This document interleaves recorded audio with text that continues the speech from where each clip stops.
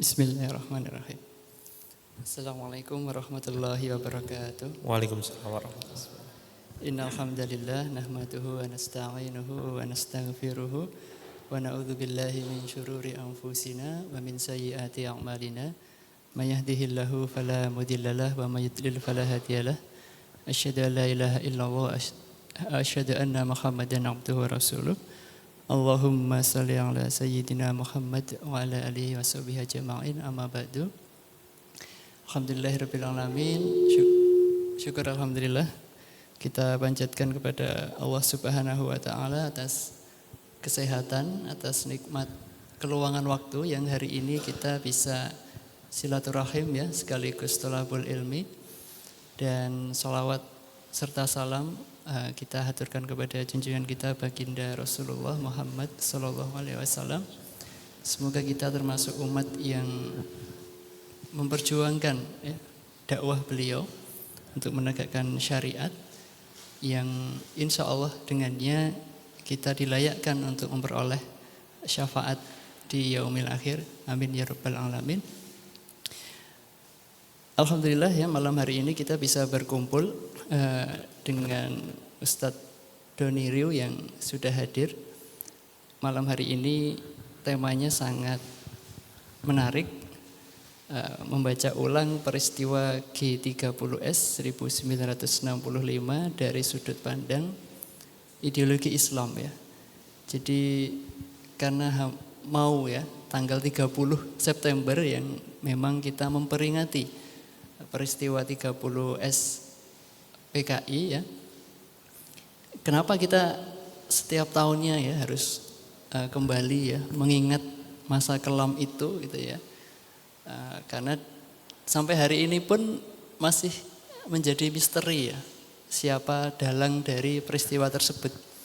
Gitu. Jadi sampai hari ini pun masih ada topik atau tema mencari tahu siapa dalang dari peristiwa ini gitu ya. Jadi tidak semudah mencari siapa pemilik Kaskus gitu ya, pemilik akun Kaskus yang sekarang lagi ngetren itu ya. Bahkan Presiden Soekarno pun menyampaikan dalam salah satu pidatonya bahwa bisa jadi yang menjadi aktor itu yang pertama Amerika, yang kedua adalah para ketua dari Partai Komunis Indonesia itu sendiri, atau yang ketiga malah dari TNI AD sendiri gitu ya. Karena waktu itu ada terpecah ya, TNI AD itu terpecah antara satu yang pro Soekarno dan satu yang kontra Soekarno gitu ya. Maka ini menjadi menarik ya untuk kita bahas pada malam hari ini. Dan ini nanti yang menarik lagi, kita nggak hanya membahas G30S ini sekedar sebuah peristiwa kelam di Indonesia saja. Ternyata ada hubungannya juga dengan peristiwa-peristiwa yang ada secara global itu ya. Nanti Ustadz Doni akan menyampaikan ya bagaimana kok bisa ya hubungannya atau relasinya seperti apa peristiwa yang ada di Indonesia kemudian ada hubungannya dengan peristiwa secara global. Nah, dan terakhir ya nanti yang akan kita bahas juga di sini, apakah sudah tamat gitu ya ancaman dari komunis ini ya, atau apakah ada ancaman-ancaman baru gitu ya, isme-isme lain gitu ya, yang malah lebih mengerikan daripada komunisme. Ya nanti kita akan bahas selama 1 jam ke depan insya Allah. Dan langsung saja ya untuk mengefisienkan waktu kami serahkan kepada Ustadz Doni Riu untuk menyampaikan materinya. Monggo Ustadz Doni. Baik, matur nuwun Mas Bibi. Bismillahirrahmanirrahim. Assalamualaikum warahmatullahi wabarakatuh. Alhamdulillahirabbil alamin. Alhamdulillahilladzi arsala rasulahu bil huda wa dinil haq liyudhhirahu 'ala dini kulli walau karihal musyrikun walau karihal kafirun walau karihal munafikun. Segala puji bagi Allah yang telah mengutus Rasulnya dengan membawa petunjuk hudan Al-Quran dan Sunnah dan membawa dinul haq al-Islam, dan berjanji Allah untuk memenangkan dinul haq itu meskipun orang kafir, orang musyrik, orang munafik tidak menyukainya. Asyhadu alla ilaha illallah wa asyhadu anna Muhammadan abduhu wa rasuluh. Allahumma shalli wa sallim wa barik ala sayyidina Muhammad wa ala alihi wa ashabihi wa man tabi'ahum bi ihsan ila yaumiddin. Salat serta salam senantiasa kita ucapkan, kita senandungkan, kita sampaikan, kita persembahkan kepada kekasih kita Rasulullah Muhammad sallallahu alaihi wasallam. Semoga melimpah kepada keluarga beliau, sahabat, tabi'in, tabi'in, dan semoga juga kepada kita semua. Amin ya rabbal alamin. Baik, teman-teman yang dirahmati Allah, seperti disampaikan Mas Vivi tadi, di setiap bulan September kita lagi-lagi teringat kembali peristiwa yang lebih populer itu G30S, kemudian kadang-kadang belakangnya ditambahi PKI. Kalau dulu banyak juga yang mengenalnya lebih populer namanya Gestapo. Gestapo itu gerakan September 30, sebenarnya sama aja, cuma disingkat dengan akronim. Kalau zaman dulu, zaman saya kecil, setiap tanggal itu 29-30 itu di TVRI kita melihat film PKI. Ingat ya, berapa jam itu film itu? Berapa jam? Ada yang ingat? Ada yang dulu lihat film pemberontakan PKI itu? Kalau nggak salah itu bisa 4 jam ya, 4 jam, lama sekali itu film itu. Nah, di dalam film itu sangat vulgar, ditunjukkan bagaimana PKI menculik, menembak, menyiksa dan lain sebagainya. Tetapi sejak reformasi kayaknya ya, sejak Presiden Gus Dur kayaknya ya, kemudian itu tidak ditayangkan lagi. Kayaknya kemarin saya sempat dengar pengumuman juga bahwa ada ditayangkan lagi di beberapa stasiun televisi swasta, tetapi saya yakin sudah tidak selengkap dulu, pasti sudah dipotong itu, karena panjang sekali. Nah, oleh karena itu, generasi-generasi yang mungkin mengalami masa di mana film itu ditayangkan, itu sangat dalam memori itu. Bagaimana peristiwa 1965 yang kemudian sering disebut Gestapo atau G30S itu. Nah, kita tahu peristiwa ini adalah secara umum adalah peristiwa pemberontakan dari PKI, Partai Komunis Indonesia. Dan kita sudah paham komunis itu adalah sebuah ideologi. Nah, maka tidak mungkin kita membahas peristiwa ini kalau kita tidak membahas landasan ideologinya. Kalau kita tidak membahas sebelumnya. Jadi segala sesuatu yang terjadi itu tidak mungkin terpisah dari masa sebelumnya. Apa yang terjadi hari ini di Indonesia misalnya tidak mungkin dilepaskan dari peristiwa sebelumnya.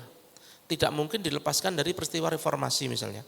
Reformasinya sendiri tidak mungkin dilepaskan dari Orde Baru. Orde Barunya tidak mungkin dilepaskan dari Orde Lama dan lain sebagainya.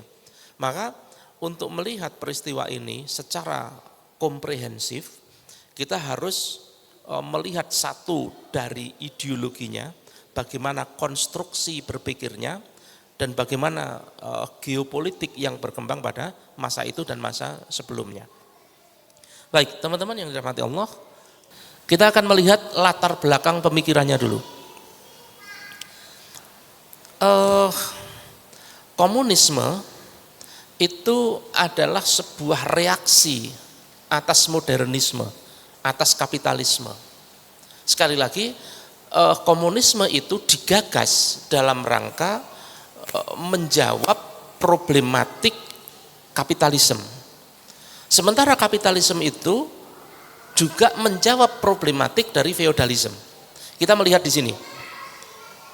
Sebelum masa modern kita alami hari ini, yang kemudian menggunakan ekonomi kapitalis, menggunakan sistem pemerintahan demokrasi dan lain sebagainya, terutama dunia barat, itu menggunakan sistem feodal. Sistem Kristen sebagai kekuatan politik, tidak hanya politik, kekuatan sosial politik bersama dengan para pendetanya, kemudian digerakkan oleh para aristokrat. Aristokrat itu berarti kekuatan politiknya untuk menguasai Eropa. Nah, di dalam kondisi seperti itu, di dalam masyarakat Eropa terjadi stratifikasi sosial. Stratifikasi sosialnya seperti ini. Etat 1 para pendeta, etats 2 para aristokrat, etats 3 rakyat. Ini hampir mirip dengan kasta yang terjadi di Hindu. Cuma di Hindu di sini Brahmana, kalau di sini pendeta ya sama kan, tokoh agamanya. Kemudian aristokrat,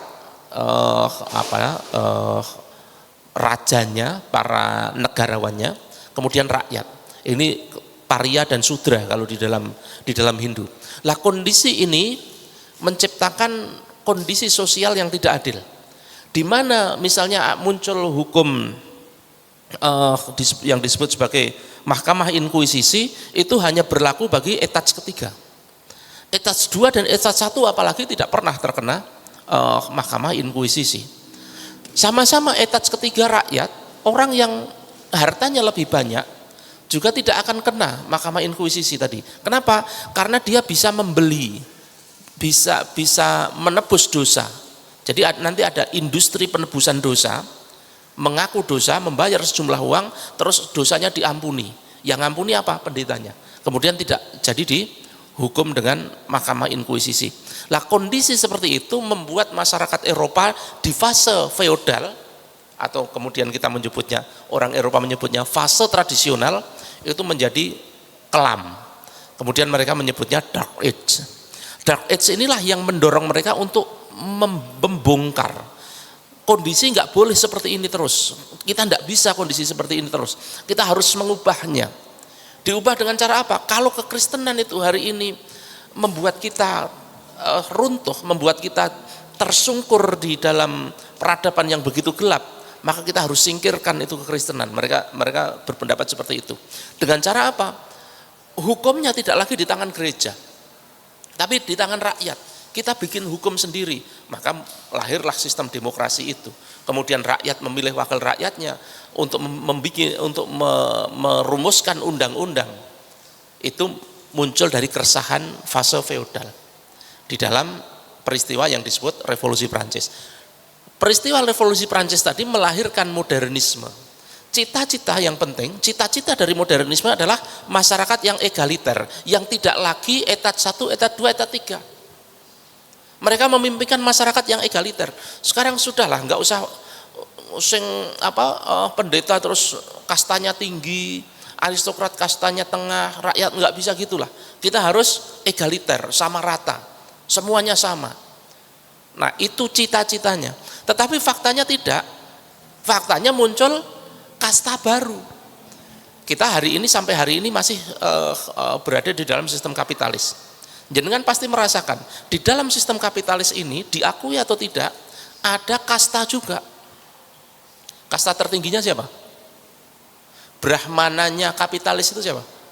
Ya kapitalis itu, pemilik modal itu, orang kaya itu. Coba jenengan hari ini di dalam peradaban kapitalis ya, kalau ada orang penghasilannya miliaran per hari, itu pasti disobyo-sobyo, pasti itu. Kalau dulu yang dipuja-puja itu adalah para pendetanya. Di dalam sistem Hindu Brahmananya. Sekarang yang dipuja-puja siapa? Orang kayanya. Begitu menjadi orang kaya, bisnisnya sukses melejit, itu langsung jadi Brahmana. Brahmananya sistem kapitalis. Tengahnya apa? Tengahnya Brahmana. Nah, tengahnya kapitalis, tetap aja aristokratnya, tetap saja politisinya kan. Sekarang faktanya begitu kan. Coba aja jenengan lihat di dalam sistem kita hari ini. Pejabat itu dan pejabat dengan rakyat itu beda. Jenengan sama pejabat itu beda. Jenengan macet ya macet wae, pejabat nganggo forrider, jenengan minggir pokoknya. Kenapa? Kasta jenengan itu beda. Kasta jenengan itu tidak setinggi kasta pejabat. Kowe minggir sing kastane dhuwur mlaku dhisik kan gitu. Faktanya begitu. Di dalam sistem demokrasi kapitalis faktanya begitu. Nah, sistem inilah yang kemudian membuat resah sebagian orang yang memiliki gagasan sosialisme. Belum jadi komunisme, sosialisme dulu. Sosialisme itu intinya apa? Wes pokoknya ora setuju, gampangan iki ora setuju karo kapitalis gitu intinya. Kita harus menciptakan masyarakat yang egaliter, masyarakat yang sama rata sama rasa. Jangan lagi seperti kapitalis, itu cita-citanya. Tapi mereka tidak bisa menggerakkan orang banyak karena tidak memiliki satu landasan filosofis, dua metode untuk menciptakan perubahan itu menjadi nyata. Maka lahirlah seorang pemikir bernama Karl Marx, kemudian bertemu Feuerbach, kemudian terjadi diskusi, melahirkan ideologi komunis. Jadi bedanya sosialis dan komunis. Kalau sosialis itu sudah memiliki gagasan untuk membongkar kapitalisme, tetapi belum punya landasan ideologis, landasan akidahnya belum punya, metodenya belum punya. Maka kemudian diwujudkanlah akidahnya, landasannya oleh Karl Marx, termasuk metodenya. Bagaimana landasan filosofis Karl Marx? Mari kita lihat. Di dalam pandangan Karl Marx itu seorang, kalau kita memahaminya, seorang materialisme dialektis. Ini rada filosofis ide. Materialisme dialektis itu bagaimana? Pertama, materialisme dialektis itu kan sebenarnya dua aliran filsafat yang berbeda. Materialisme sendiri, dialektika sendiri. Materialisme itu lawannya nanti idealisme. Filosof idealis kayak Plato itu menyatakan bahwa yang utama itu ide. Materi ini hanya perwujudan dari ide. Masjid Kristal Khadijah ini hanya bayangan atas ide. Idenya siapa? Idenya arsitek. Jadi sebelum mewujud menjadi benda nyata ini bermula dari ide dulu. Arsitek punya ide, bikinnya begini. Maka seluruh yang material ini itu sebenarnya hanya bayangan dari ide, buah dari ide. Maka termasuk jagat raya ini, alam semesta yang sifatnya materi ini pasti juga bermula dari ide. Ide itu apa? Ide itu sesuatu yang tidak fisik, sesuatu yang kalau dalam bahasa kita ghaib. Maka kayak Plato gitu mengakui sistem sisi-sisi spiritual Tuhan itu mengakui. Tapi kalau orang materialisme enggak. Kalau orang materialisme itu gini, yang utama itu materi dulu, ide gagasan itu muncul setelah materi. Kalau orang idealisme kan ide dulu baru materi. Kalau alasannya contoh pameo yang sering digunakan begini, ada seorang anak kecil melihat seorang pematung menghadapi batu besar. Anak kecil tadi bertanya kepada si pematung, paman mau bikin apa? Saya, pokoknya lihat aja. Kamu lihat aja. Kemudian ditatah itu batu itu. Sebagai pematung yang handal, dia bisa menatah batu yang tidak berwujud apa-apa itu menjadi patung kuda. Kemudian si anak kecil tadi tanya, wah, bagaimana paman bisa tahu bahwa di dalam batu itu ada kudanya? Dari mana? Maka dikatakan sama bukan si pematung, si orang yang idealis tadi, orang beraliran filsafat idealis tadi. Sebenarnya tidak ada kan, itu ya batu. Munculnya patung kuda itu dari mana? Dari gagasannya si pematung. Jadi patung kuda itu hanya bayangan atau imbas dari gagasan patung kuda di dalam benak pikiran si pematung. Itu kalau dalam pandangan idealisme, bahwa materi itu terlahir atas gagasan, atas ide. Nanti jawaban orang materialisme beda lagi. Lah, si pematung punya gagasan kuda itu dari mana? Kan dari melihat kuda dulu. Bagaimana mungkin di dalam diri si pematung punya ide tentang patung kuda kalau dia sendiri tidak pernah melihat kuda, sedangkan kudanya adalah materi. Itu orang materialisme gitu. Sekarang yang menang yang mana? Materialisme atau idealisme? Telur atau ayam? Nah, Karl Marx itu orang materialisme. Artinya tidak ada itu yang imateri. Yang imateri itu nonsen, tidak ada. Semuanya itu materi. Tuhan itu ono bentuk era, ada zatnya enggak ada, bohong itu enggak ada. Pokoknya sesuatu yang tidak materi itu bohong, enggak ada. Nah, Karl Marx itu begitu. Itu namanya materi. Kemudian dialektika. Dialektika itu maksudnya bagaimana? Dialektika materi itu maksudnya bagaimana? Sebenarnya gini, dialektika itu sebenarnya respon dari logika, dari silogisme. Silogisme itu kan pola berpikir linier, premis mayor, premis minor, kemudian kesimpulan, premis mayor, premis minor, kesimpulan. Nah itu alur silogisme itu kan gitu, linier. Nah bagi orang-orang dialektika, bukan logika tapi dialektika, alur berpikir itu tidak linier begitu.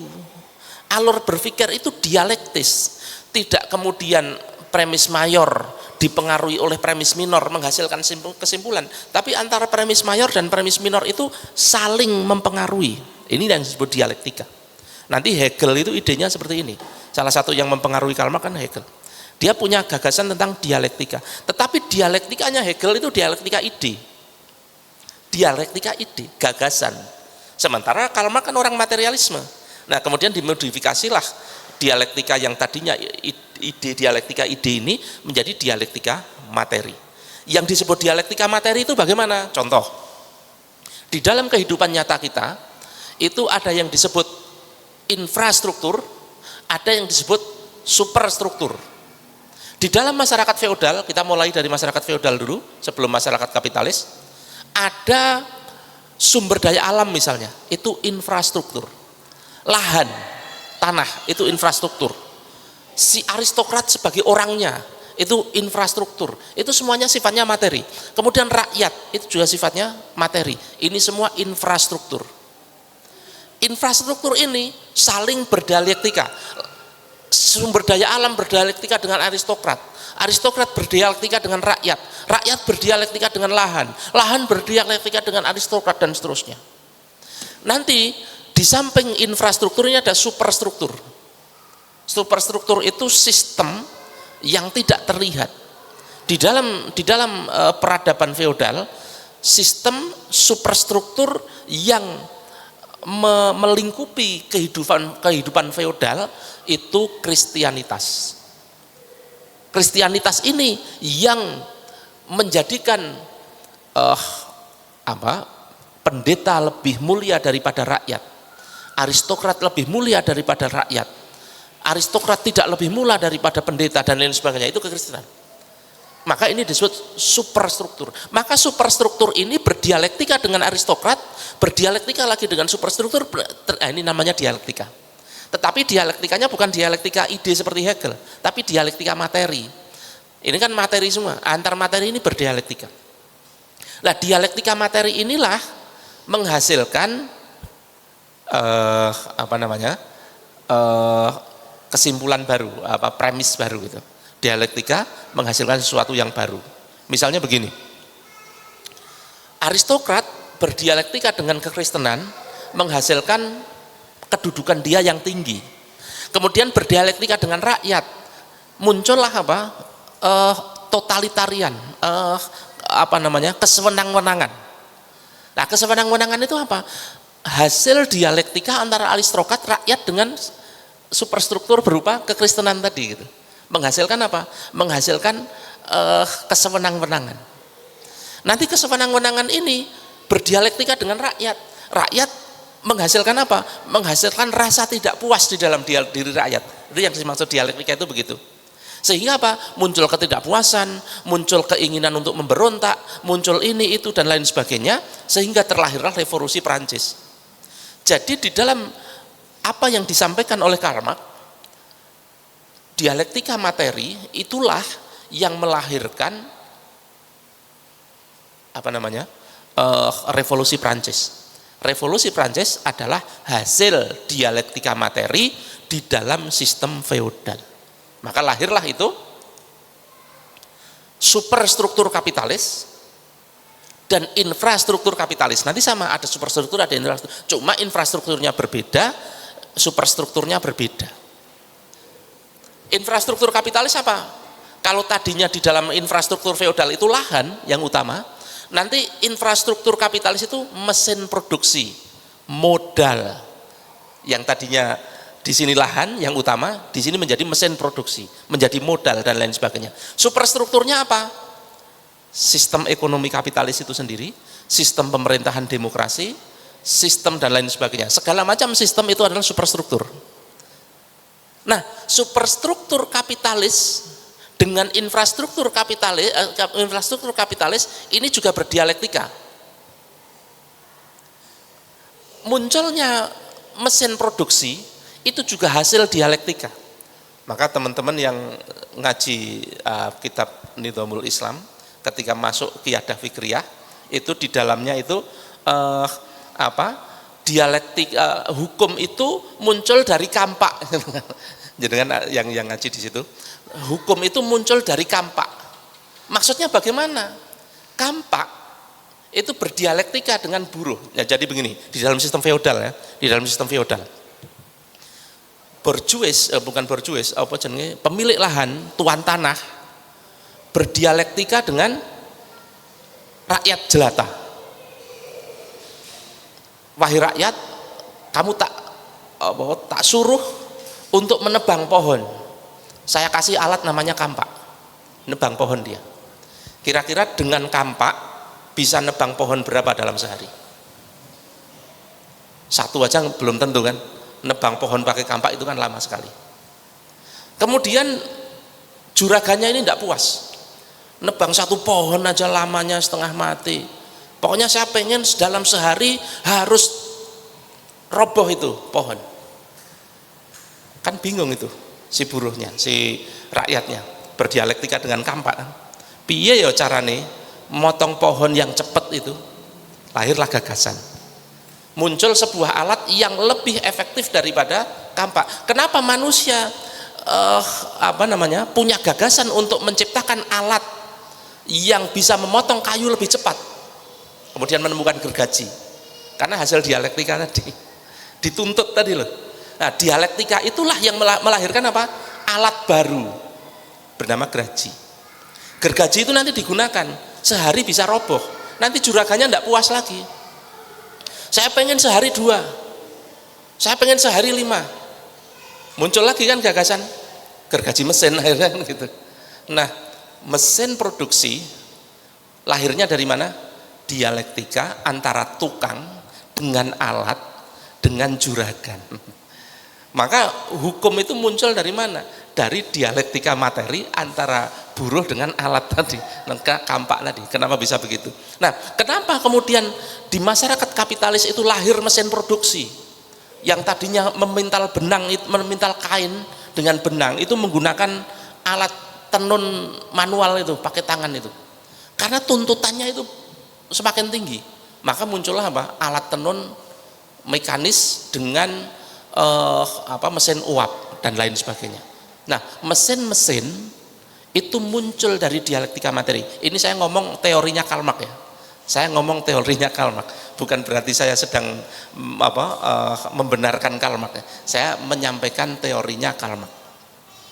Kemudian terjadi lagi itu dialektika antara superstruktur dengan infrastruktur, antara mesin produksi dengan borjuis, dengan proletar, dengan superstrukturnya, sama seperti yang terjadi di dalam dialektika masa feodal. Maka dialektika di masa kapitalis ini akan melahirkan masyarakat sosialis. Inilah yang disebut nanti materialisme historis. Jadi sejarah itu sebenarnya adalah sebuah evolusi. Jadi kalau Darwin itu membuat teori evolusi biologis, nanti Karl Marx membuat teori evolusi sosial. Jadi dari masyarakat feodal menjadi masyarakat kapitalis, menjadi masyarakat sosialis, komunis, di dalam pandangan Karl Marx itu adalah sebuah evolusi alamiah yang harus terjadi. Maka mau tidak mau harus terjadi itu. Bahkan didiamkan saja, evolusi menjadi masyarakat komunis sosialis itu pasti terjadi, walaupun didiamkan saja. Itu teorinya Karl Marx. Jangan konfirmasi sekarang terjadi atau tidak teori itu. Sudah berpuluh-puluh tahun, beribu tahun tidak terjadi kan? Berarti teorinya salah. Nah, kenapa kadang-kadang tidak berubah itu dari masyarakat kapitalis ke masyarakat sosialis? Karena para kapitalis itu bisa menghentikan semangat perubahan. Para proletar itu, para buruh itu, biar tidak berontak gimana caranya? Dikasih hiburan dan dikasih makan. Biar lupa bahwa dirinya terjajah, bahwa lupa dirinya itu terpojok. Kasih aja, gajinya aja naikin dikit, kasih hiburan. Termasuk kasih opium, kasih drug, kasih alkohol, itu untuk itu. Untuk membuat fokusnya hilang gitu. Nah, oleh karena itu, aktivis-aktivis komunis sosialis pekerjaannya adalah apa? Membongkar dalam tanda petik makarnya kapitalis untuk menghentikan evolusi sosial tadi dengan revolusi. Makanya kenapa di dalam proses perubahan menuju ideologi komunis itu harus ada revolusi, itu mereka punya landasan filosofis. Maka semua perubahan menuju ideologi komunis pasti lewat revolusi, tidak mungkin tidak. Karena apa? Landasan filosofisnya sudah dibuat. Revolusi Tsar Rusia, revolusi di Cina, nanti termasuk revolusi yang akan kita bahas, revolusi 1965. Sebelumnya ada 1948, sebelumnya ada 1926 dan lain sebagainya. Semuanya revolusi. Nah, revolusi itu menjadi metode perubahan di dalam ideologi komunis. Kita lanjutkan. Mimpi kosong masyarakat komunis. Saya sampaikan tadi, cita-cita masyarakat komunis apa? Masyarakat tanpa kelas. Seperti halnya mimpi egalitarianisme liberal yang gagal dicapai oleh kapitalisme. Dengan cara apa? Menghapuskan hak penguasaan atas alat produksi oleh individu. Nah, ini metodenya Karl Marx. Gimana caranya biar tidak lagi menggunakan biar terjadi pemerataan, biar terjadi keadilan ekonomi. Mesin produksi tidak boleh dimiliki individu. Dimiliki siapa? Dimiliki negara.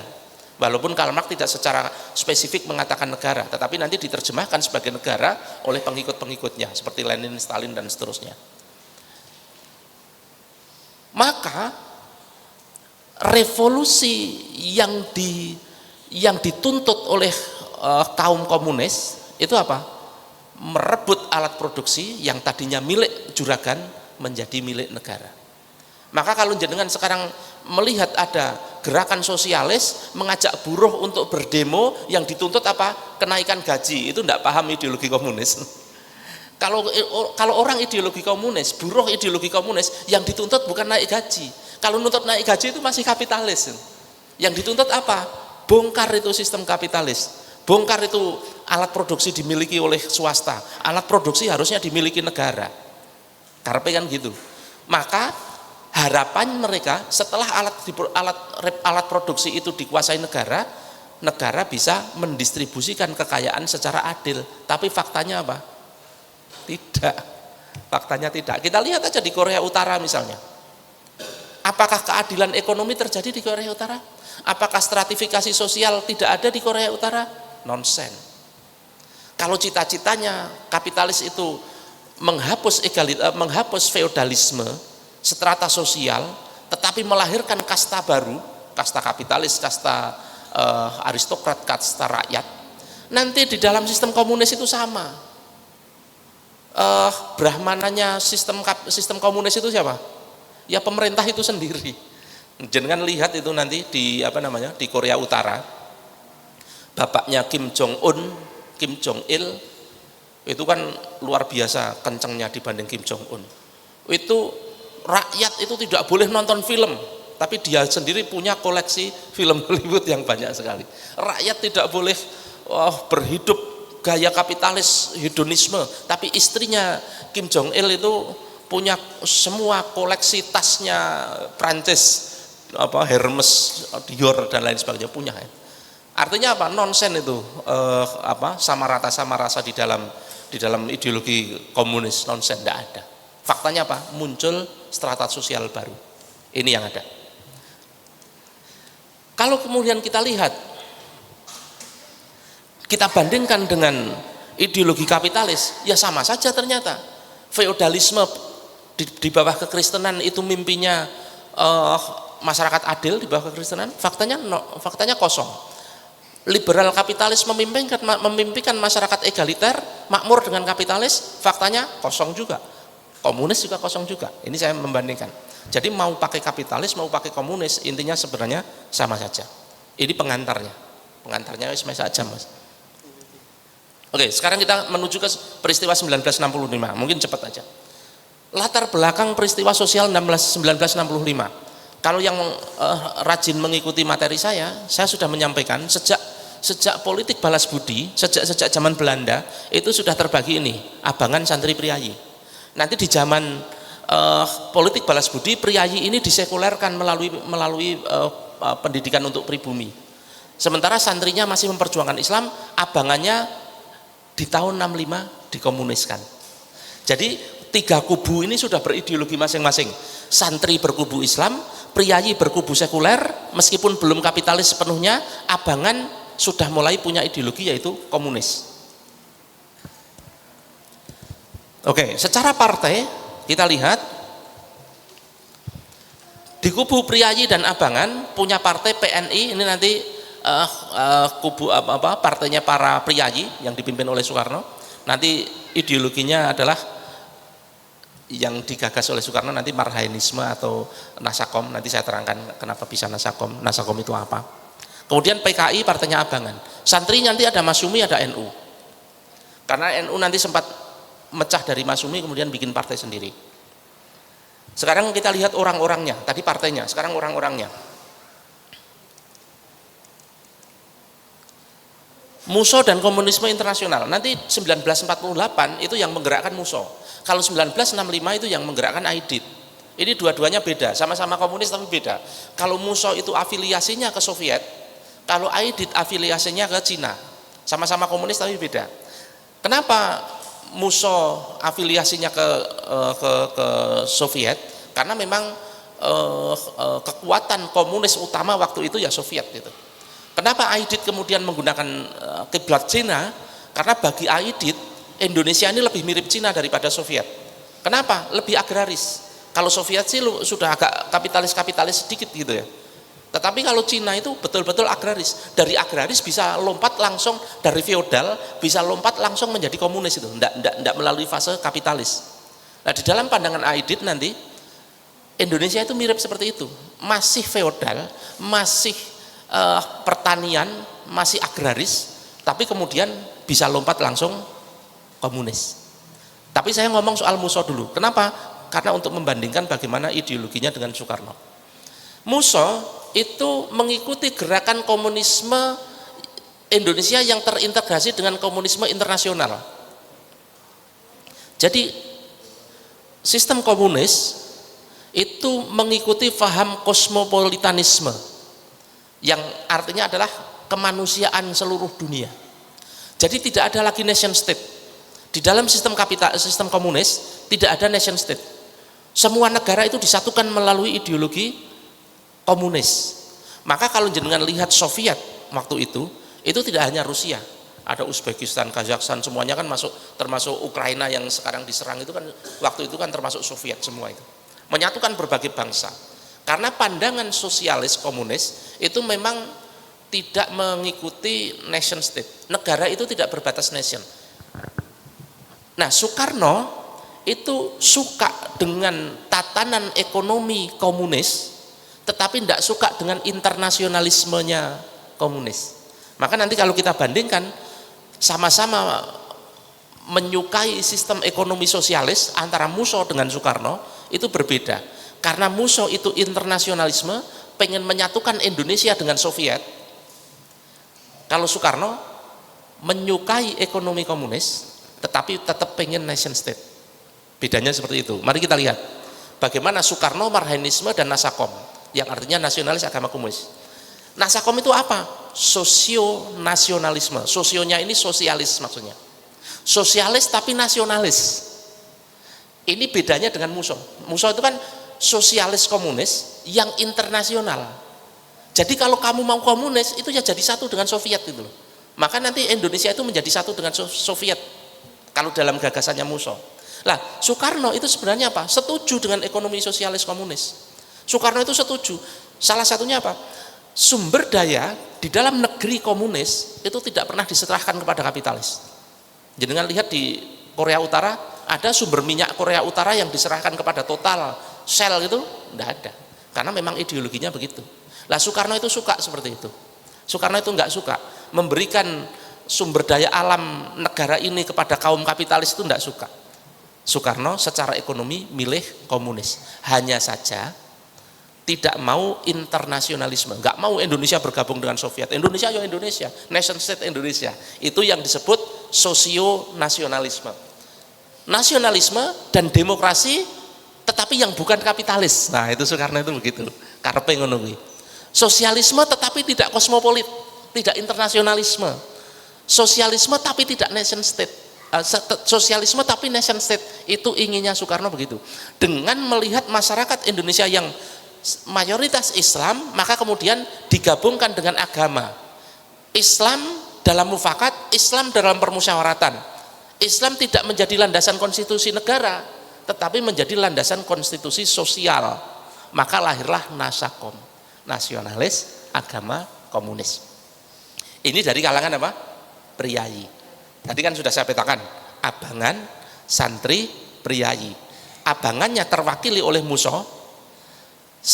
priyayinya terwakili oleh Soekarno, santrinya terwakili oleh Kiai Haji Hasyim Asy'ari. Oke, kita lihat sekarang bagaimana Kiai Haji Hasyim Asy'ari bersama Masyumi memperjuangkan pan-islamisme. Pan-islamisme itu bagaimana? Mari kita lihat. Masyumi itu nanti gabungan dari Syarikat Islam, NU, Muhammadiyah, dan Persis. Misinya apa? Misi dari Masyumi termasuk NU, Muhammadiyah di dalamnya melegislasi syariat Islam sebagai konstitusi negara. Jadi gagasan enggak tahu itu NU, enggak tahu itu Muhammadiyah, enggak tahu itu Kiai Hasyim Asy'ari, enggak tahu itu Kiai Haji Wahid Ki Bagus Haji Kusumo, bahkan Ahmad Dahlan sekalipun, gagasannya tetap melegislasi syariat Islam sebagai konstitusi negara. Nanti kalau jenengan buka itu catatan-catatannya Kiai Haji Asy'ari yang sampai hari ini masih dibukukan, itu tampak jelas bagaimana gagasan beliau. Nanti saya beri cuplikannya, potongannya. Misinya apa? Mempersatukan muslimin dalam nation state. Masih nation state ya? Masih nation state. Walaupun tidak berhukum pada hukum legislatif. Nation state tapi bersyariat gitu, gagasannya. Termasuk NU Muhammadiyah waktu itu nation state tapi bersyariat, menggunakan hukum syariat. Setelah menjadi nation state yang berhukum dengan syariat, nanti nation state itu dipersatukan di seluruh dunia dengan pan-islamisme internasional. Ini gagasan Masyumi, gagasan NU Muhammadiyah, termasuk gagasan Kiai Haji Hasyim Asy'ari. Nanti bedanya dengan misalnya Umayyah Abbasiyah, kalau Umayyah Abbasiyah Turkisme termasuk Khulafaur Rasyidin itu tidak pan-islamisme, tetapi menyatukan dalam satu negara, dalam satu daulah. Kalau pan-islamisme itu nation state kecil-kecil disatukan seperti halnya Uni Eropa itu. Yaitu pan-islamisme itu seperti itu. Kita lihat. Ini cuplikan dari pidato Kiai Haji Hasyim Asy'ari tahun 1947 yang sampai sekarang masih dibukukan, buku kumpulan tulisan dan pidatonya beliau. Menarik ini. Kita lihat. Di sini ya. Sorry, saya nggak kelihatan ini. Wa tahawuna fi amril ikhtilati rijali wan nisa'i. Wa tahawanu fi amril ikhtilat. Pada masa itu, masa revolusi kemerdekaan, itu di tengah-tengah masyarakat mulai meremehkan fi amri ikhtilati, dalam perkara larangan ikhtilat lirijali wan nisa'i, antara laki-laki dan perempuan. Jadi Kiai Haji Hasyim Asy'ari itu paham benar bahwa laki-laki perempuan itu tidak boleh ikhtilat, paham benar. Ini pidato beliau tahun 1947. Nek ngaji yang ini laki-laki sendiri, wanita sendiri. Masjid itu ya sendiri. Ini pidato beliau asli. Jadi kalau ada yang mengatakan beliau itu tidak, sistemik beliau itu. Kita lihat selanjutnya. qad syahidatu dengan gamblang mata-mata, ini hampir sama. Ini penjelasan yang rinci. Nanti yang lebih menarik lagi itu ini. Wa hunaka adha wa amara mimmas safaqa wa huwa intisyara. Ada lagi hal-hal yang sangat tercela dan hina melebihi yang sudah saya terangkan. Ada hal yang lebih hina daripada ikhtilat tadi, yaitu apa? Ta'alimul kufr, menyebarnya ajaran kafir. Ta'alimul kufr,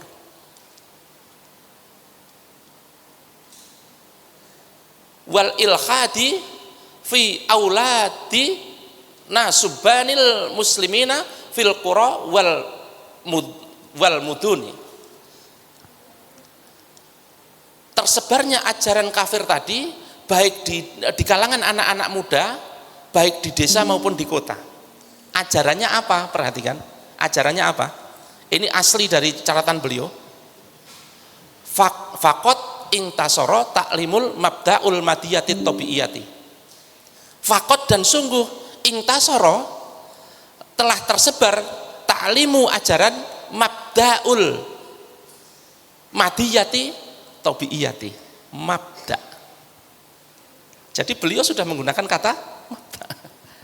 Beliau sudah menggunakan kata mabda tahun 1947. Mabda itu apa? Ideologi. Berarti waktu itu sudah tersebar satu ideologi dan beliau paham. Ideologi apa? Madiyati tabiiyati. Materialisme historis yang saya terangkan tadi. Jadi Kiai Haji Asy'ari itu tahu benar. Apa yang saya terangkan tadi, beliau tahun segitu sudah tahu benar. Ada sebuah ajaran materialisme historis.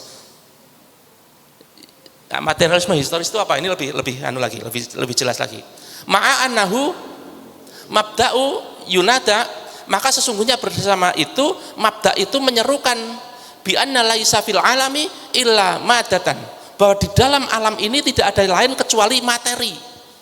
Berarti apa yang disebut ajaran materialisme tadi, ajaran komunis tadi? Wa alla ruhan wala ghaiban, dan tidak ada itu wilayah ruhiyah, tidak ada. Dunia ruh itu tidak ada. Wal ghaibah, dan dunia gaib itu tidak ada. Tidak mengakui Tuhan, tidak mengakui malaikat, tidak mengakui ruh, tidak mengakui apapun. Jadi beliau itu tahun 1947 itu sudah paham ini ada menyebar ideologi komunis. Detailnya itu seperti ini, seperti ini, seperti ini.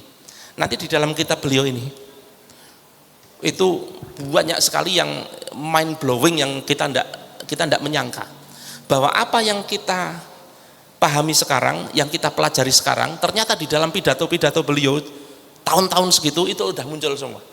Termasuk tentang Palestina, termasuk tentang bagaimana terpecahnya muslimin, itu beliau tuliskan banyak tentang Palestina ya. Tentang Palestina itu kekhawatiran beliau, pendudukan Zionis kepada Palestina itu muncul di dalam pidato beliau tahun 48 atau berapa, yang di tahun 84 itu diserahkan kopinya kepada Gus Dur untuk dibaca. Intinya apa? Bahwa kita harus peduli pada urusan Palestina. Nah, kenapa kemudian Kiai Haji Hasyim Asy'ari mengambil kunut sebagai seolah-olah seperti wajib di dalam sholat subuh? Karena tidak semua Syafi'iyah begitu kan. Tapi kenapa kemudian Kiai Haji Asy'ari mengambil itu? Karena tahu benar ini zaman hancur-hancuran. Maka kunut itu wajib tiap hari. Jadi jangan salah paham. Beliau mengajak kita untuk kunut itu karena tahu ini sedang hidup dalam penuh problematik. Jadi ideologi sekali Kiai Haji Hasyim Asy'ari itu. Cuma persoalannya apa? Tidak dihalakohkan aja ke bawah gitu. Sehingga pemahaman mabda'nya itu tidak turun gitu. Tidak turun ke bawah. Oke. Dengan kondisi seperti itu, dengan landasan filosofis yang seperti itu, dengan benturan antar ideologi termasuk tokoh-tokohnya yang jelas tadi, melahirkan perseteruan antara Islam dengan komunisme di masa 1948. Berawal dari kejatuhan kabinet Amir Syarifuddin, kemudian orang-orang PKI menyerang pesantren. Kenapa diserang pesantren? Karena tanah-tanah milik para tuan tanah itu diserahkan ke pesantren, maka menyerang pesantren. Jadi urutannya itu begini, komunis itu kan pengen menggulingkan feodalisme kan, seperti halnya di Cina kan. Itu tuan tanah itu tanahnya harus direbut, nanti dijadikan tanah rakyat gitu. Maka para tuan tanah ini daripada direbut oleh PKI, mending diwakafkan ke pesantren. Maka di tahun-tahun itu pesantren yang tadinya tidak punya tanah itu jadi tiba-tiba aja punya tanah hektaran karena diberi hibah oleh orang-orang kaya. Termasuk Gontor itu punya tanah seluas itu karena peristiwa itu. Jadi dihibah, diwakafi tanah. Nah, yang panas siapa? Yang panas PKI-nya. Tanah miliknya tuan tanah yang tadinya mau direbut menjadi milik pesantren. Ketika sudah menjadi milik pesantren, yang dihadapi kan bukan satu orang tuan tanah, tapi satu pesantren bersama kiainya, bersama santrinya. Wah, jadi rame itu ribut dengan pesantren. Maka nanti banyak pada tahun 1948 itu banyak kiai yang dibantai oleh PKI, banyak santri yang dibantai oleh PKI, dan itu menjadi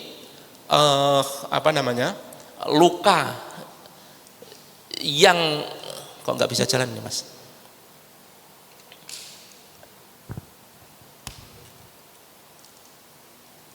Kok itu ya? Oke, ini sama ini benturan antara abangan dengan santri menghasilkan ketegangan antara Islam dengan komunisme yang berbekas hingga sekarang. Maka kalau sampai sekarang itu Islam itu sangat benci terhadap komunisme, itu sejarahnya panjang. Kita bergeser sedikit dari menerangkan tentang komunisme dengan mabda berikutnya, ideologi berikutnya, yaitu kapitalis. Meski sekularisme telah lahir sejak politik balas budi di Indonesia, namun sampai titik ini eksistensi kapitalisme belum nampak. Sudah sekuler tapi belum kapitalis. Nah, maka nanti kita akan melihat latar belakang perseteruan antara mabda Islam, ideologi Islam, mabda komunis, ideologi komunis, dan mabda kapitalis di seputar 1965. Yang kita hari ini tahunya apa? 1965 Gestapo, G30. Itu hanya Islam dengan komunis. Tahunya begitu kan? Ternyata tidak hanya Islam dengan komunis, tetapi Islam, komunis, dan kapitalis. Mari kita lihat. Saya akan memulai dari ini. Konferensi Meja Bundar tahun 1949 mengakui NKRI yang dipimpin oleh Soekarno kecuali Papua. Semua sudah menjadi milik NKRI kecuali Papua. Indonesia mengajukan kepada komunitas internasional untuk mengakuisisi Papua, tapi Amerika menolak keinginan Indonesia. Amerika sebagai penguasa dunia yang baru menolak keinginan Indonesia untuk memiliki Papua. Sementara PBB mengatakan Papua berhak merdeka menjadi negara sendiri tahun 1950. Sementara Belanda dibantu dengan Inggris juga menginginkan Papua menjadi bagian darinya. Maka ketegangan itu akhirnya dari ketegangan yang sekedar diplomatik menjadi ketegangan militer. Sehingga Indonesia melakukan kontrak senjata dengan Soviet tahun 1960. Ini yang kemudian menjadi utang yang sangat besar. Tetapi di sisi lain, Indonesia tahun 1960 itu memiliki alutsista yang tidak kalah dengan Inggris, yang tidak kalah dengan Belanda. Maka Inggris dan Belanda waktu itu tidak berani menghadapi Indonesia. Artinya tidak gegabah dalam menghadapi Indonesia. Karena apa? Mesin-mesin perangnya, mesin-mesin terbaik bikinan Soviet. Dan itu akhirnya peperangan itu tidak selesai, tidak menyelesaikan persengketaan yang akhirnya berlanjut di Mahkamah Internasional. pertempuran fisiknya di Laut Arafuru tahun 1962. Tapi tiba-tiba Amerika berbalik mendukung Indonesia. Tiba-tiba saja Amerika berbalik mendukung Indonesia. Di dalam sidang PBB Mahkamah Internasional, Amerika mengusulkan, ya sudah, Papua diberi hak untuk pemilu. Pemilunya apa? Milih ikut Belanda atau milih ikut Indonesia. Maka Pepera tahun 1969 menang Indonesia. Papua menjadi milik Indonesia. Peristiwa yang mirip itu terjadi ketika Timur zamannya Habibie menjadi presiden. Itu pemilu kan, pemilu di tim-tim, tetapi tim-tim waktu itu menang pisah dari Indonesia. Nah, di Papua waktu itu menang milih Indonesia. Bagaimana menang milih Indonesia? Ada kisahnya. Mari kita lihat. Mengapa Amerika tiba-tiba berbalik? Amerika tadinya tidak mendukung Indonesia dalam penguasaan Papua. Tapi kenapa Amerika berbalik? Ada sebuah kisah. Pada tanggal 6 Maret 1959, harian New York Times melaporkan penemuan emas oleh pemerintah Belanda di dekat Laut Arafura. Maksudnya di Gunung Grasberg Papua itu ada emas. Tahun sebelum itu, jauh sebelum 1959, tahun 1936, Jean-Jacques Dozy mendaki puncak Jaya Wijaya Papua dan menemukan dinding emas yang super besar. Kemudian temuan dia itu ditulis, kemudian disebarkan ke seluruh, ya tidak ke seluruh dunia, disebarkan ke orang-orang yang tertentu saja, sehingga jatuh ke tangan Forbes K. Wilson. Siapa dia? Manajer eksplorasi sulfur PT Freeport. Akhirnya si Wilson ini mengorek data dari Dozy, apakah benar di Papua ada gunung emas itu. Kemudian dia datang, Wilson datang ke Papua, datang langsung sendiri, dan dia mengatakan lebih besar dari yang diceritakan Dozy. Emas di gunung ini lebih banyak dari yang diceritakan Dozy. Wilson ini memimpin PT Freeport yang waktu itu bisnisnya bisnis minyak di Amerika Latin, tambang minyak di Amerika Latin. Dan tambang minyak di Amerika Latin itu bukan tambang yang berlimpah ruah seperti halnya di Timur Tengah. Minyaknya tidak banyak. Diprediksikan dalam beberapa periode ke depan habis itu minyak. Kalau minyaknya habis, selesai sudah PT Freeport, tidak bisa melanjutkan bisnis. Maka dia harus bermanuver. Gimana caranya menemukan sumber daya baru. Maka Wilson begitu mendengar ada kabar dari Dozy tentang gunung emas di Papua, maka beliau langsung, ini harus kita ambil. Caranya bagaimana? Mengubah keputusan Amerika. Caranya bagaimana? Ya masuk aja ke dalam kancah politiknya Amerika kan. Tinggal masuk ke politisinya, masuk ke legislatifnya, masuk ke eksekutifnya, sehingga Amerika mengubah keputusan internasionalnya yang tadinya tidak membela Indonesia, akhirnya membela Indonesia. Logikanya apa? Kalau Papua itu dikuasai Belanda, kalau Papua itu dikuasai Inggris, yang akan mengambil emasnya siapa? Ya Belanda dan Inggris. Tapi kalau yang menguasai Papua itu Indonesia, Indonesia itu belum bisa ngambil emasnya. Dan iso digobloki. Maka Amerika memenangkan Indonesia. Itulah mengapa Amerika tiba-tiba saja berubah, yang tadinya tidak mendukung Indonesia akhirnya menjadi mendukung Indonesia. Tetapi meski Amerika telah memenangkan Indonesia dalam perebutan Papua Barat, tapi ingat, Soekarno sebagai orang yang senang terhadap ekonomi sosialis komunis tidak akan pernah menyerahkan kekayaan alam Indonesia kepada asing. Maka jangan perhatikan, tidak pernah sampai mati, sampai akhir kekuasaan Soekarno itu menyerahkan Gunung Grasberg kepada Amerika. Tidak pernah. Kenapa tidak pernah?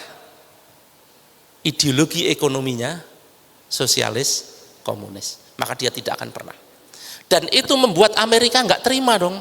Amerika itu maksudnya Freeport, kapitalis, nggak terima. Wes dimenangke kok, Kok malah kaya ngono gitu. Kan kaya apa ya, enggak tahu balas budi gitu kan. Maka gimana caranya Soekarno harus dilengsarkan. Agar apa? Agar mereka bisa masuk mengambil emas di Gunung Grasberg.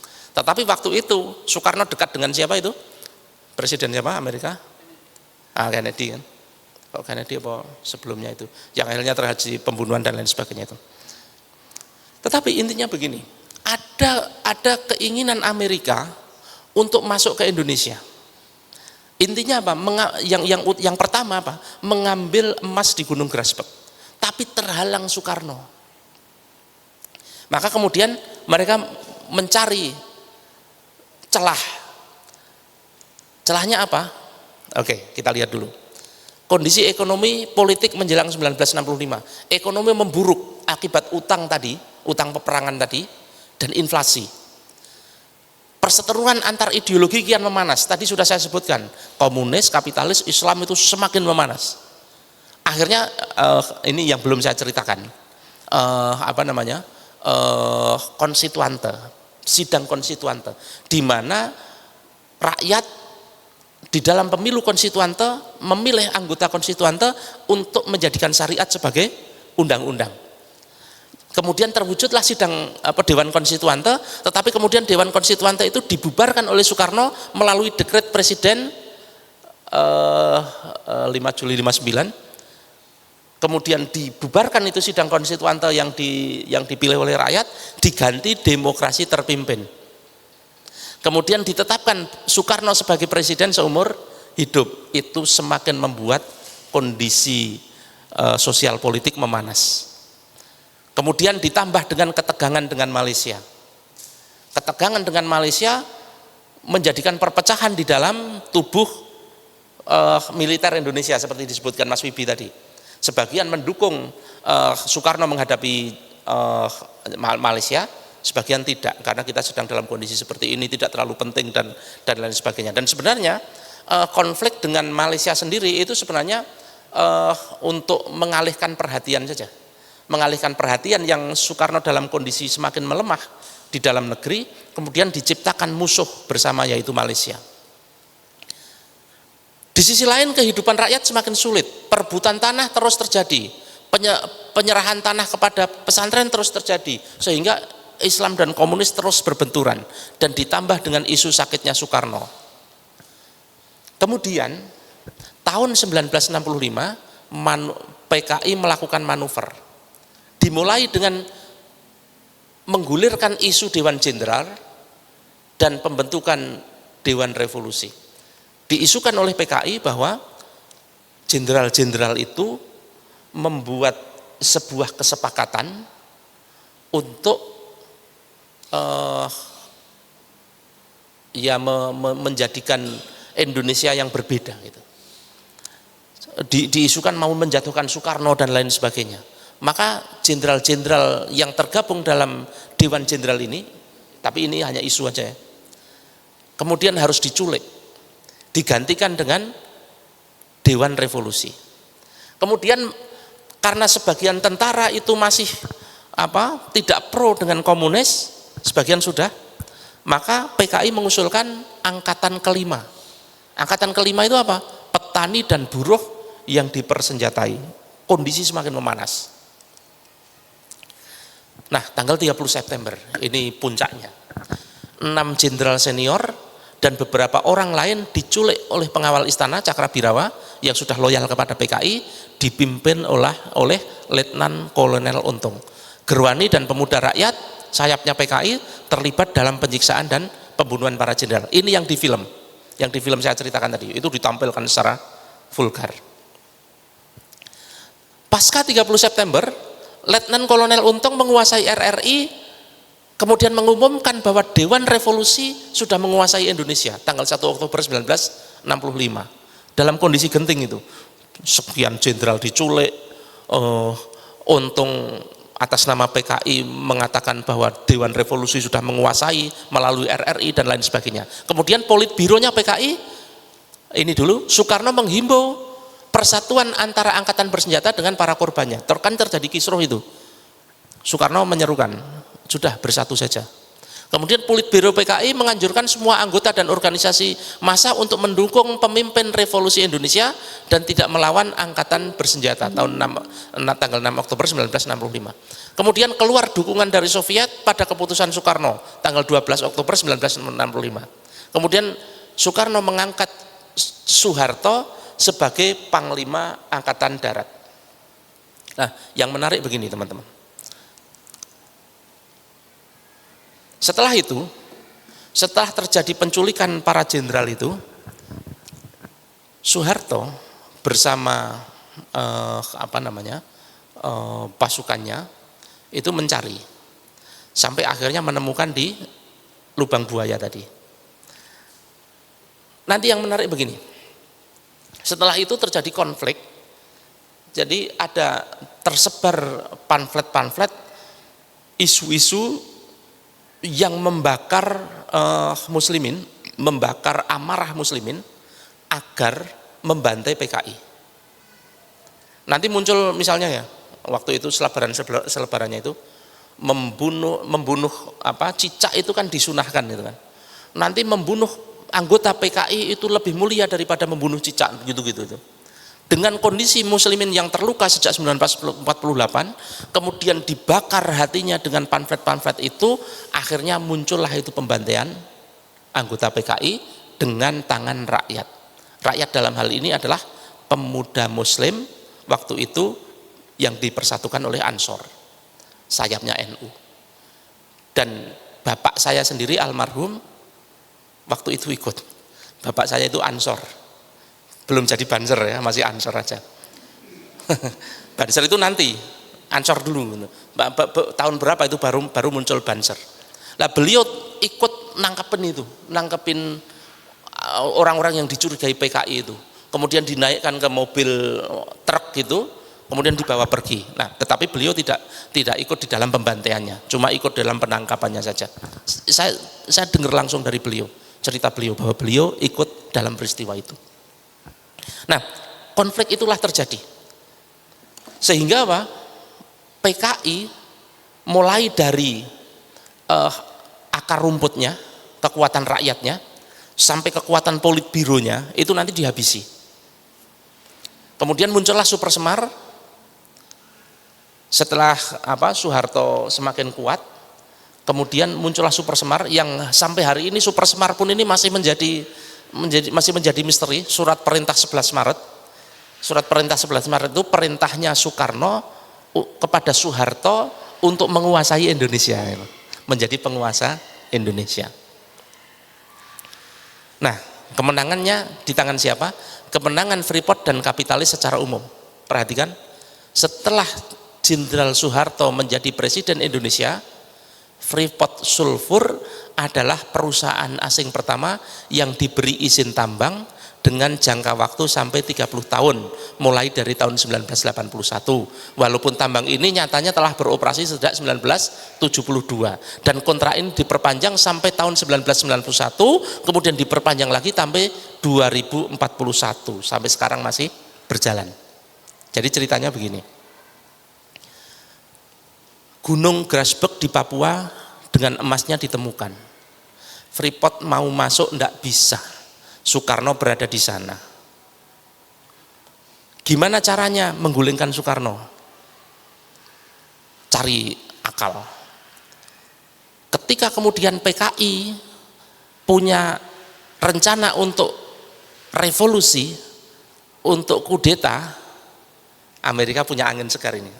Nah, ini bisa ini dimanfaatkan. Rencananya apa? Nyulik 9 jenderal. Oke, 9 jenderal bisa biar diculik semua. Kita ambil orang tertinggi di bawah jenderal. Letkol Untung sudah menjadi orangnya PKI. Yang belum menjadi orangnya PKI siapa? Letkol Soeharto.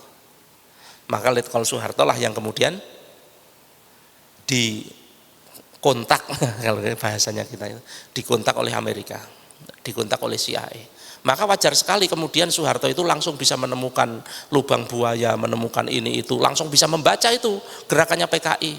Kenapa? Datanya dapat semua itu dari Amerika. Kemudian yang menarik begini,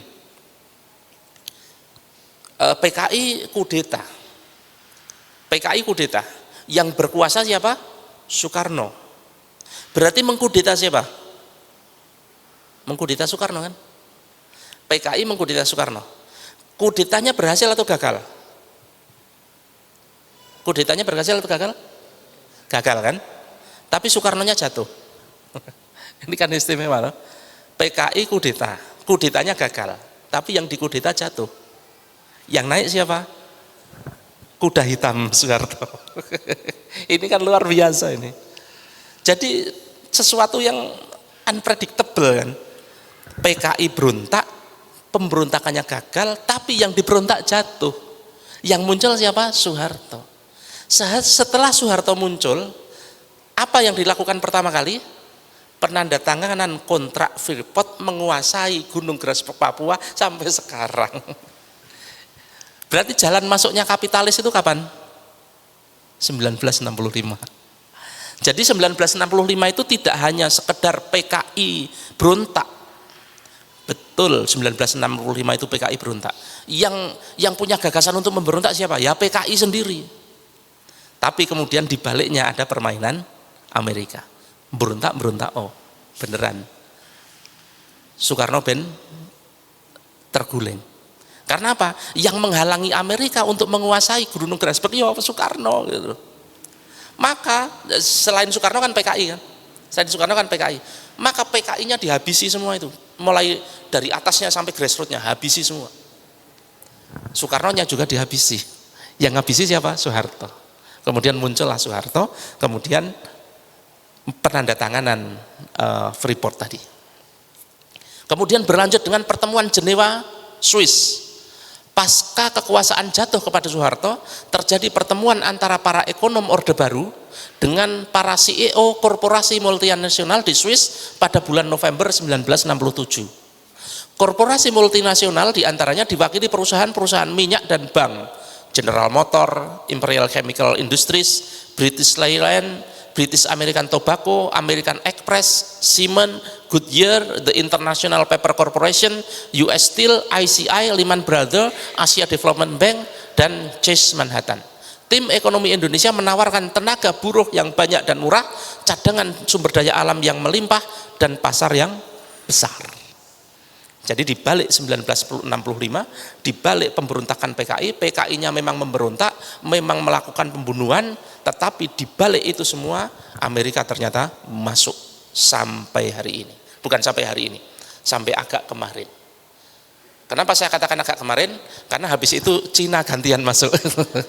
Tapi Cina masuk itu tidak menggeser Amerika, tetap aja Freeport masih bercokol di Gunung Grasberg Papua. Cina tidak berhasil menggeser.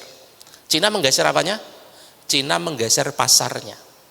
Pasar kita yang tadinya serba Eropa, serba Amerika, dan mungkin Jepang, hari ini serba Cina. Jadi kayak semacam bagi-bagi kue. Amerika ngambil sumber dayanya, Amerika Eropa ngambil sumber dayanya, Cina kebagian pasarnya. Walaupun Cina juga kebagian juga ladang tangguh, gas, pasir kuarsa dan lain sebagainya. Tapi tidak besar. Yang besar tetap Amerika. Jadi teman-teman, ternyata di balik peristiwa ini 1965 ini ada bahwa Indonesia waktu itu komunisme di Indonesia menemui ajal.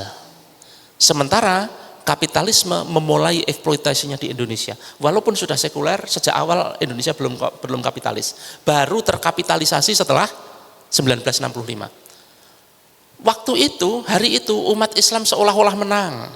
Musuhnya PKI seolah-olah sudah dihapuskan, sudah ditumbangkan. Namun sejatinya hanya menjadi alat kapitalis untuk menghabisi komunis. Faktanya apa? Setelah itu yang berkuasa bukan Islam. Yang berkuasa kapitalis. Jadi Islam hanya dimanfaatkan energinya untuk melibas komunis, sementara seolah-olah kapitalis itu datang seolah-olah sebagai dewa penolong.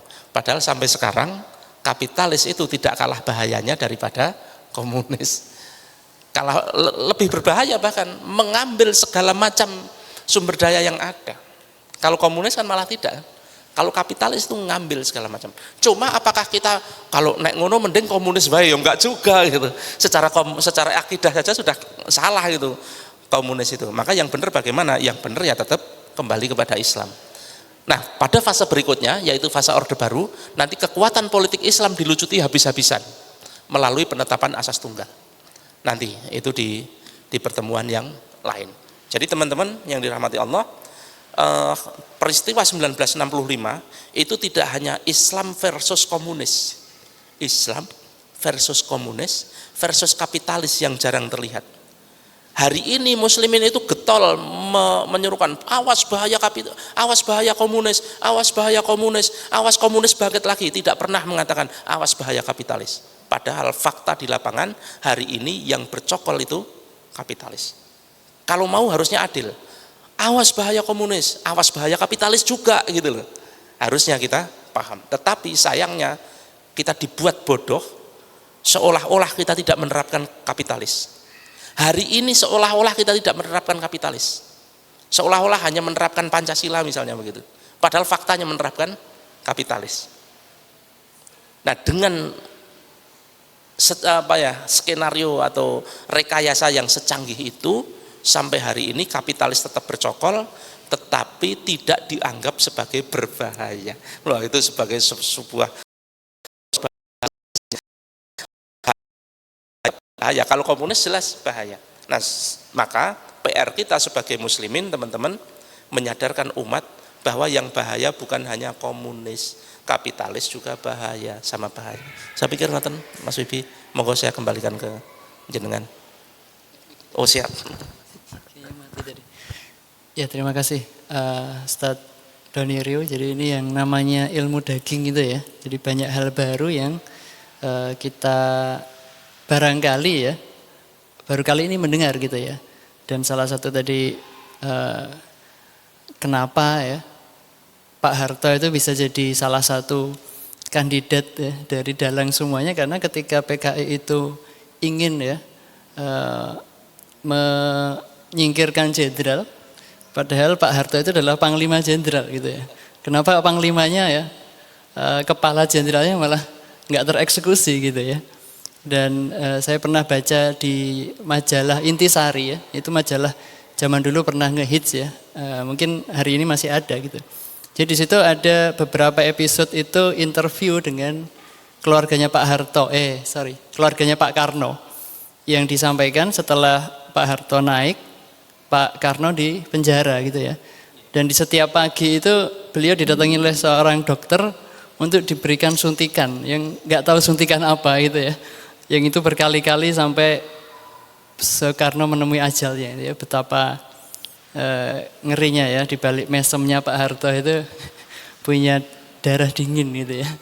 Baik, ini sudah jam 9.30 ya. Ini masih ada kesempatan untuk rekan-rekan sekalian memberikan pertanyaan kepada Ustadz Doni Rio di termin pertama.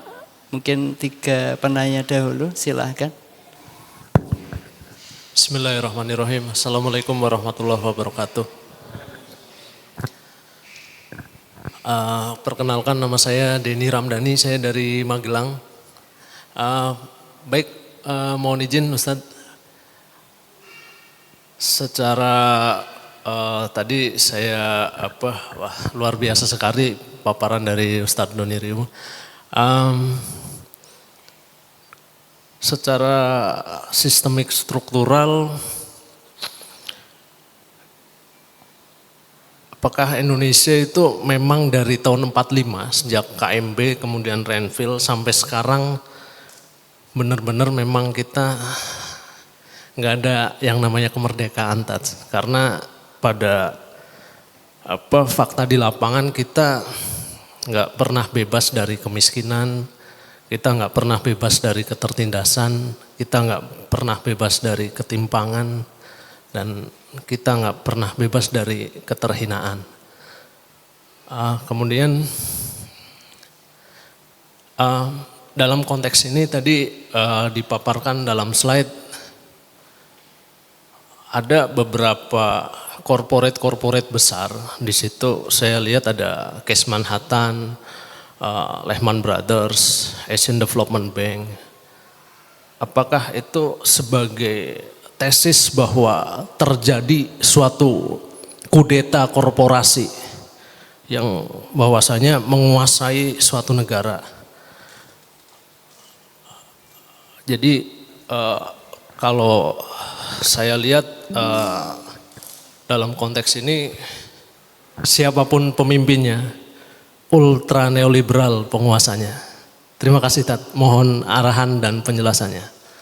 Assalamualaikum warahmatullahi wabarakatuh.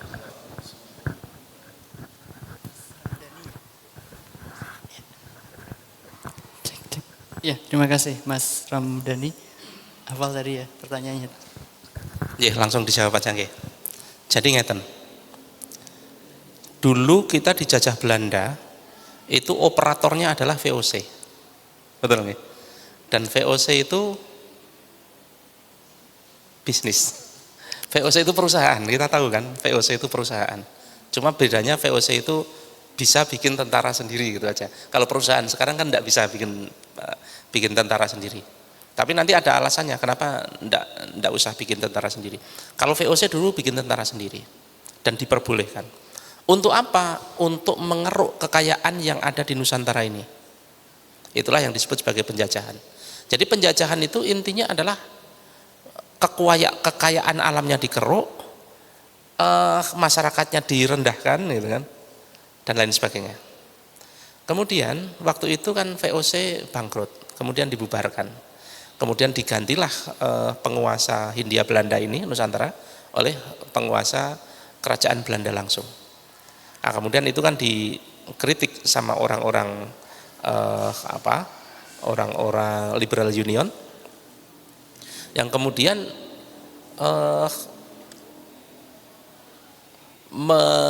menggagas politik balas budi. Politik balas budi. Dari politik balas budi itulah kan nanti ceritanya panjang, ini di materi-materi saya ada semua. Melalui politik balas budi itulah kan nanti lahir NKRI kan. Lahir NKRI. Nah, setelah NKRI lahir, walaupun sudah tersekularisasi, artinya sekuler itu apa? Negaranya tidak berhukum dengan syariat, itu namanya sekuler. Meskipun sudah tersekularisasi, tetapi kapitalismenya belum masuk. Oke, kapitalismenya belum bisa masuk. Karena apa? Soekarno sang pemimpin masih berpaham ekonomi sosialis komunis. Gitu. Lahirlah acara ini. Kemudian kapitalis masuk. Nah ini kapitalis ini sudah sempurna ini. Masyarakatnya sudah sekuler, pemerintahannya sudah demokrasi, ekonominya sudah kapitalis sekuler. Nah, sebenarnya apa bedanya ketika Nusantara ini dikuasai VOC dulu dengan hari ini Nusantara dikuasai Freeport, dikuasai Shell, dikuasai Total, dikuasai, apa bedanya? Apa bedanya? Sama-sama ngeruk kekayaan kan? Bedanya satu. Dulu VOC itu bikin tentara sendiri, sekarang Freeport tidak usah bikin tentara sendiri. Dilindungi tentara kita. Kan gila ini. Rasa gawe tentara dewe, dilindungi tentara kita. Kenapa kok tentara kita bisa melindungi mereka? Karena memang undang-undangnya mengatakan begitu. Undang-undangnya memerintahkan begitu. Maka kuncinya di mana? Kuncinya adalah di undang-undang. Terserahlah kamu mau dipimpin oleh bangsamu sendiri, presidennya wong Jawa oleh, presidennya wong Sumatera oleh, presidennya wong Sunda oleh, terserah. Yang penting undang-undangnya memungkinkan kapitalis masuk kan itu. Nah bedanya ketika zaman penjajahan Belanda itu sak gubernur jenderalnya wong Belanda, kekayaannya dijikuk dan lain sebagainya, itu pasti merasa dijajah. Wah aku dijajah. Nah sekarang itu penjajahannya itu keren. Penjajahan keren bagi mereka. Sekarang penjajahannya keren. Pemimpinnya sudah bangsa kita sendiri, pejabat-pejabatnya sudah bangsa kita sendiri, tetapi kekayaannya tetap dikeruk mereka. Dulu mereka datang ke sini mengeruk palawija, mengeruk kopi, mengeruk gula, tebu dengan bawa tentara. Sekarang tidak harus bawa tentara. Tetap bahkan ngeruk emas, ngeruk nikel, ngeruk temang, semua dikeruk itu. Dan tidak harus bawa tentara, dilindungi oleh tentara kita sendiri. Dan satu-satunya cara agar itu bisa terjadi adalah apa? Sistem negaranya menggunakan sistem mereka. Demokrasi kapitalis, demokrasi sebagai sebuah sistem pemerintahan, kapitalis sebuah sistem ekonomi, itu kan kreasi mereka. Kreasi mereka yang kemudian dijejalkan ke kita. Kenapa kita harus menggunakan sistem yang sama dengan mereka? Agar mereka bisa tetap menguasai kita gitu loh. Tetap bisa menjajah kita kan gitu kan. Itu gamblang di depan mata sebenarnya kan gitu kan. Sebenarnya gamblang di depan mata. Maka apa yang jenengan lihat bahwa kita itu sekarang itu belum merdeka? Iya, betul. Bahwa secara pemimpin itu sudah bangsa kita sendiri yang memimpin. Secara pejabat yang menjabat sudah sebenarnya dulu juga sama sih. Zaman Belanda itu bupatinya juga orang pribumi kan. Wedononya itu orang pribumi. Yang orang Belanda itu paling apa? Ya gubernur jenderalnya saja. Nah, sekarang bedanya apa? Presidennya udah orang Indonesia asli, mbuh Jawa, mbuh apa, yang penting orang Indonesia. Tetapi apa? Cengkraman undang-undang itu di tangan mereka. Maka kemudian siapapun presidennya, selama sistem undang-undang itu masih seperti ini, mereka sangat bisa masuk. Siapapun mau ganti siapapun, misalnya bahkan misalnya kemarin itu menang Anies sekalipun, ada jaminan bahwa Anies bisa melepaskan diri dari kekuatan Freeport? Tidak ada jaminan. Anies sendiri sekolahnya juga di Amerika, gitu kan? Maka sebenarnya tidak ada pilihan lain bagi kita. Tidak ada cara lain. Apa misalnya ganti presiden, tidak ada pilihan lain, nggak ada cara lain kecuali kembali kepada ideologi Islam, kembali kepada sistem Islam, ekonomi, politik, sosial, budaya, semuanya kembalikan kepada Islam. Maka penjajahan tadi bisa dipotong. Dulu yang melawan penjajah itu siapa sih? Islam kok, muslimin kok, dengan semangat jihadnya kok. Dulu begitu. Maka kembalikan kepada Islam, maka penjajahan itu pasti akan diusir. Karena Islam itu tidak mungkin memberikan kekayaan alam, memberikan kebijakan-kebijakan kepada mereka. Karena apa? Kekayaan alam itu esensinya adalah milik Allah. Betul enggak? Yang menciptakan alam semesta itu Allah, yang menciptakan bumi itu Allah. Maka kekayaan alam di sini sebenarnya bukan milik kita, tapi milik Allah. Cuma Allah memberikan kepada kita. Memberikannya lewat apa? Lewat ayat-ayat, lewat hadis-hadis. Maka hadis-hadis di dalam Islam tentang sumber daya alam itu jelas. An-nasu suraka'u fis salasin fil ma'i wal kala'i wan nar. Manusia dalam hal ini adalah rakyat. Suraka'u fis salasin, berserikat memiliki 3 sumber daya. Fil ma'i, sumber daya air. Wal kala'i, sumber daya vegetasi. Wan nar, sumber daya api. Sumber daya api itu batu bara, minyak bumi, gas. Sumber daya air itu ya laut, sungai, danau. Sumber daya vegetasi itu ya hutan belantara yang ada di misalnya Kalimantan dan lain sebagainya, itu milik rakyat. Nah, dari Allah sudah diserahkan untuk rakyat. Jangan diserahkan kepada kapitalis itu loh. Nah, selama kita menggunakan Islam, patuh kepada Al-Quran, patuh kepada Sunnah, tidak mungkin kita akan menyerahkan ini kepada kapitalis. Dan mereka tahu bahwa Islam punya sistem itu tahu. Maka kalau muslimin ini beserta negerinya itu diserahkan kembali kepada Islam, mereka sudah tidak punya apa-apa. Amerika, Eropa, misalnya Inggris, Prancis, mau apa dia? Wong kekayaan mereka itu ambil semua dari kita kok. Amerika itu kekayaannya semuanya ambil dari sini. Begitu ini ganti Islam, gigit jari mereka. Makanya semua gerakan Islam yang sifatnya itu Islam ideologis, Islam politis, itu pasti disikat sama mereka. Kalau Islamnya sekedar sholat, zakat, puasa, haji, ora apa-apa ben nih. Pemenang haji ono duit ya tambah malah digencarkan sisan. Tetapi begitu sistem ekonomi Islam, sistem politik Islam, itu pasti dicitrakan teroris, dicitrakan radikal gitu. Kenapa? Karena ancaman bagi mereka. Saya pikir itu nih. Masih ada waktu? Ya, satu penanya lagi. Jika ada, silakan.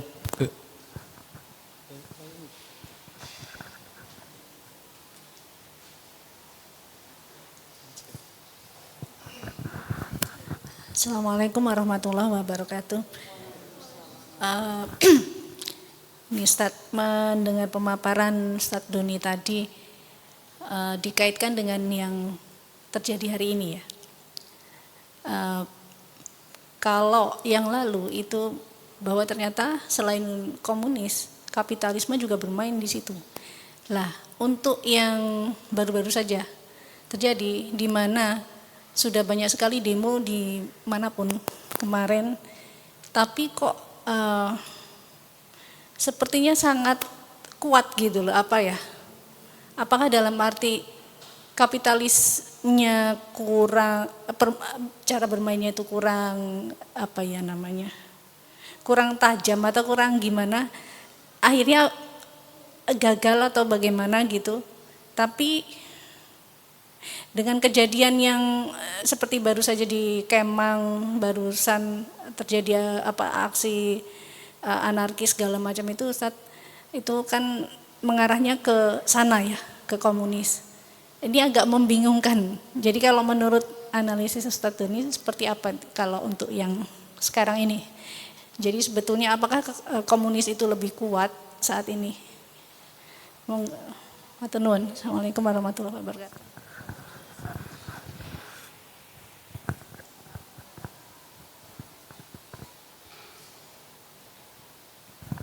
Baik, komunis secara ideologis, dalam artian konsep ideologi yang mapan seperti yang dibangun oleh Karl Marx, itu sudah nggak ada. Bukan nggak ada, sudah dimodifikasi. Ada tapi sedikit. Soviet sebagai negara besar yang menerapkan tatanan komunis seperti yang digagas Marx sudah runtuh. Artinya formulasi itu sudah terbukti gagal.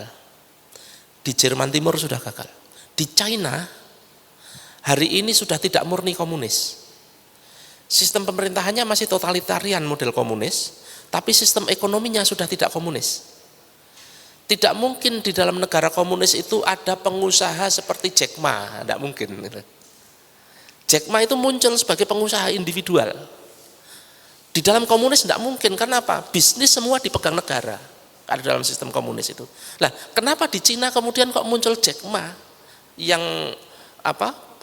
punya Alibaba, Yan Ziming yang punya TikTok, itu pengusaha pribadi semua.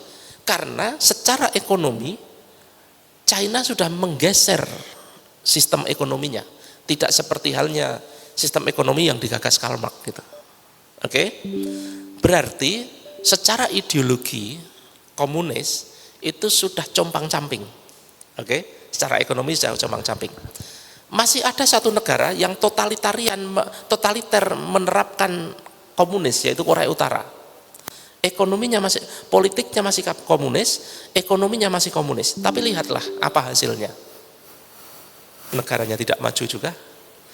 Kekuatan senjata memang betul kuat, tetapi akan bertahan berapa lama dengan kondisi rakyat yang semelarat itu? Tidak akan bertahan lama itu. Maka sebenarnya komunis secara ideologis itu sudah compang-camping. Tetapi tidak kemudian saya katakan bahwa ancaman komunis sudah tidak ada. Saya tidak katakan begitu. Kalau ideologi komunis sudah compang-camping itu bukan berarti ancaman dari komunisme sudah tidak ada. Karena begini, komunis itu di samping ideologi itu juga ada manusianya, manusia pelakunya.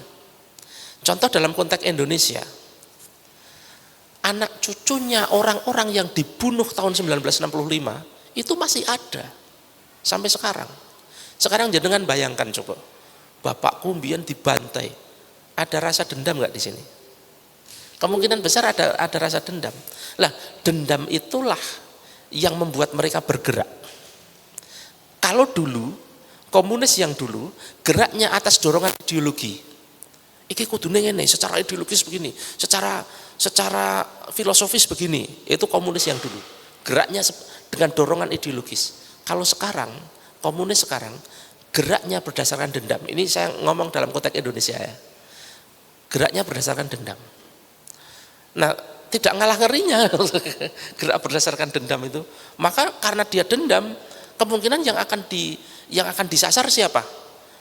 Target balas dendamnya Muslimin, karena Muslimin lah yang membantai komunis waktu itu kan. Maka kalau kita lihat hari ini balasan komunis kepada kita itu mengadu domba kita. Muslimin hari ini diadu domba.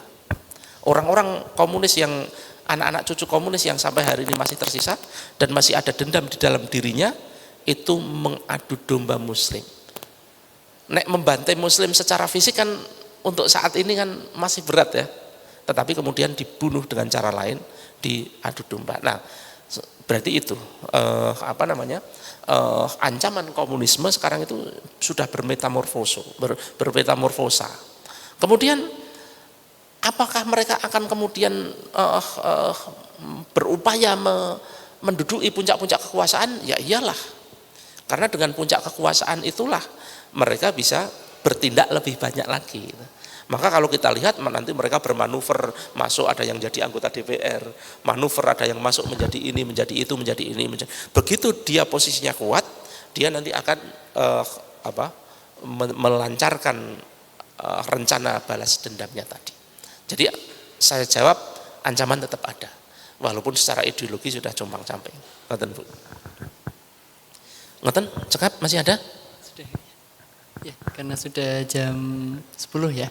Jadi kita akhiri untuk forum pada malam hari ini ya. Jazakallah khairan katsir kepada Ustadz Donirio atas pemaparan yang sangat luar biasa tadi, dan terima kasih juga kepada para hadirin yang sudah menyempatkan hadir, yang semoga menjadi pahala bagi kita semua insyaallah ya rabbal alamin. Dan closing statementnya, perubahan itu hanya akan bisa kita raih dengan perubahan sistem begitu ya Ustadz ini ya. Dan kita tidak perlu untuk menaturalisasi pemimpin gitu ya, cukup pemain sepak bola aja gitu ya. Baik, demikian dari kami, mohon maaf jika ada kekurangan. Kita akhiri dengan doa kafaratul majelis. Subhanakallahumma bihamdika asyhadu an la ilaha illa anta astaghfiruka wa atubu ilaik. Assalamualaikum warahmatullahi wabarakatuh.